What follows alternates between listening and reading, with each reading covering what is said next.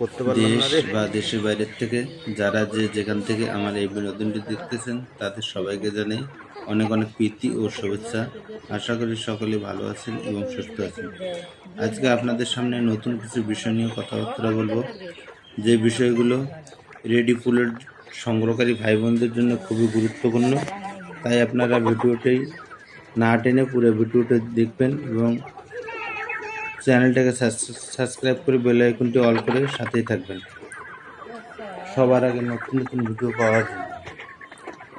তো আজকে আপনাদের সামনে যে বিষয়টি নিয়ে কথা বলবো সেই বিষয়টি হচ্ছে, যে ভাই বোনেরা আমার পুলেট মুরগি সংগ্রহ করে খামার করেন বা পুলেট মুরগি সংগ্রহ করতে চাচ্ছেন, তো নতুন উদ্যোক্তা অনেকেই আছেন যারা পুলেট মুরগি সংগ্রহ করে খামার করেন। তা বেশ কিছুদিন ধরে আমার অনেক ভাই এবং বোনেরা কিছু প্রশ্ন করেন, যে প্রশ্নগুলো অনলাইনে পুলেট বিক্রেতার নামে প্রতারণকারী কিছু চক্র আছে যারা আপনাদেরকে বিভ্রান্ত করতেছে। মুরগি দেওয়ার নামে দেখা গেছে যে টাকা নেওয়ার পরে তারা ফোন ধরতেছে না, কেউ দেখা গেছে যে মুরগি ভিডিওতে দেখাচ্ছে সেই মুরগি আপনাদেরকে দিচ্ছে না। তো এই বিষয়গুলোর থেকে আপনারা কিভাবে রক্ষা পাবেন এবং কিভাবে এই বিষয়গুলোর থেকে আপনারা সমাধান পাবেন, সমস্ত বিষয় নিয়ে এই ভিডিওতে আপনাদেরকে কিছু টিপস দেওয়ার চেষ্টা করব, যাতে আপনাদের কাজে লাগে এবং এইরকম বিভ্রান্তির মধ্যে যাতে আপনারা না পড়েন সেই বিষয়ে কথা বলবো। তাই আপনারা পুলেট সংগ্রহ করার জন্য যখন আপনারা যে কোনো খামারের সাথে হোক বা অনলাইনে যে কোনো কারোর সাথে কথা বললে,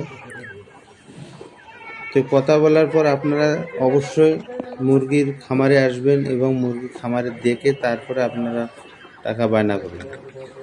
যদি অনলাইনে বায়না করেন সেক্ষেত্রে আপনারা ব্যাংক ডকুমেন্টের মাধ্যমে বায়না করবেন, তাহলে দেখা যাচ্ছে আপনারা এইরকম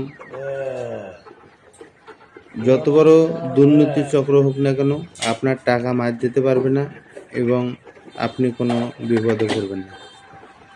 তো বিদেশ থেকে হয়তো অনেকে, সৌদি থেকে বা দুবাই থেকে অনেকে মুরগি সংগ্রহ করেন, বড় বড় খামার করতেছেন। তো সেক্ষেত্রে আমি বলবো আপনারা ব্যাংক স্টেটমেন্টের মাধ্যমে টাকা পাঠাবেন, যাতে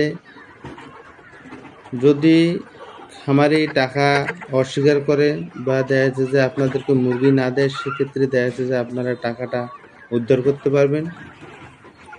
এবং বিকাশে টাকা দিলে গেলে অবশ্যই হোয়াটসঅ্যাপে আগে তাদের সাথে কথা বলবেন, আপনাকে মুরগি পাঠালো কি না সেই বিষয়ে দেখা যাচ্ছে যে আপনারা শিওর হবেন, তারপরে দেখা যাচ্ছে যে টাকা পরিশোধ করবেন। তা আছে অনলাইনে অনেক অসৎ ব্যবসায়ী আছে যারা দেখা গেছে যে এই মুরগির বিষয় নিয়ে তারা অনেক দুর্নীতি করতেছে।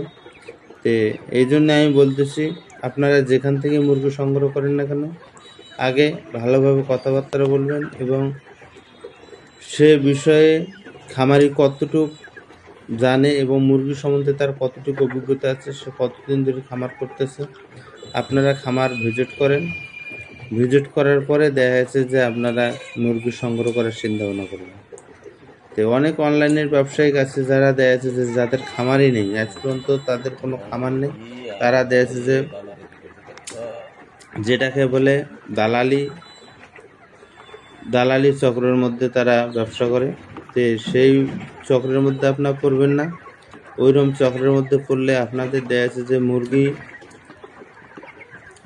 বয়স হিসাবে মুরগির ওজন মিলবে না, প্লাস মুরগির দামও বেশি পড়ে যাবে। সেই জন্য আমি বলতেছি অবশ্যই মুরগি দেখে এবং খামার এসে মুরগি